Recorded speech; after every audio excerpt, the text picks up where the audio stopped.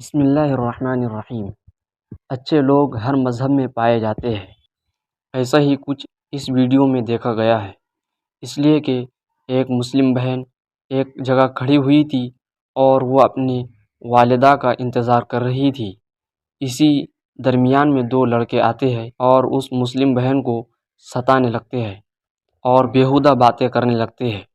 اسی درمیان میں وہاں سے ایک ہندو بابا گزرتے ہیں اور وہ دیکھتے ہیں کہ یہ مسلم لڑکی کو پریشان کر رہے ہیں، تو وہ آگے سے واپس آتے ہیں اور ان دونوں لڑکوں کو اچھی طرح سبق سکھاتے ہیں اور ان کو ڈانٹتے ہیں کہ تم ایک مسلم لڑکی کو پریشان کر رہے ہو، اور ان کو وہاں سے بھگا دیتے ہیں۔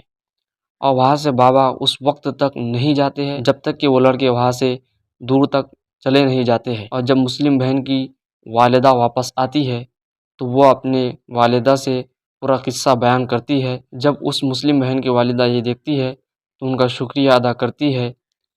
اسلام بھی اس بات کی تعلیم دیتا ہے کہ جب تم کسی کو پریشانی میں دیکھو تو اس کی مدد کرو تاکہ وہ اس پریشانی سے نکل جائے اور تمہیں دعا سے نوازے۔